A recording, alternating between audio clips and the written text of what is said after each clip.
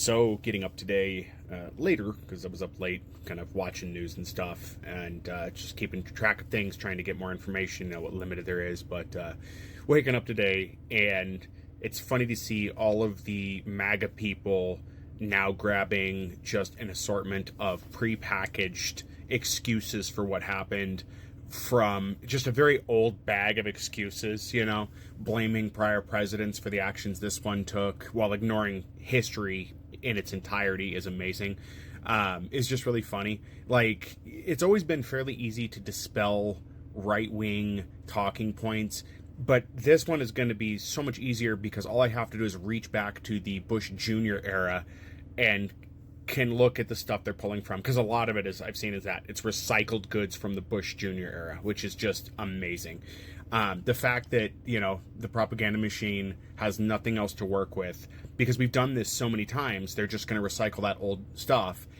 It just really shows how gullible MAGA are and how blindly they'll follow their leader, regardless of what happens. I do like how they're also, now worried they might actually get drafted and sent over, how they're worried they might actually have to go into combat. Some are acting tough. I always love those guys. Those are the guys you see at a bar that always act tough, and then they have just the glassiest of glass jaws.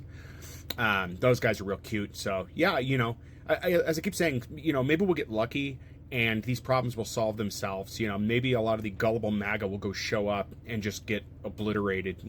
I've had people in my comments from the videos I've done telling me I'm treasonous because I said I hope America gets attacked. Oh God, I'm treasonous. Please tell me which portion of treason that is.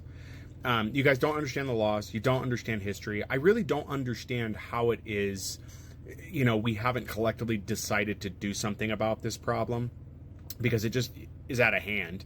And, on a daily basis, you run into so many of these morons, but we just have to deal with it and abide by it. But we don't have to be nice to you. We don't. That's something we've decided to do because it's better for us just to shine you on.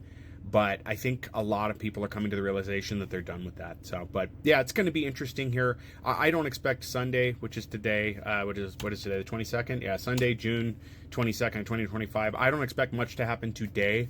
Trump takes his weekends off. He believes there's too many holidays, but he takes his weekends off. So I don't expect him to do any work today.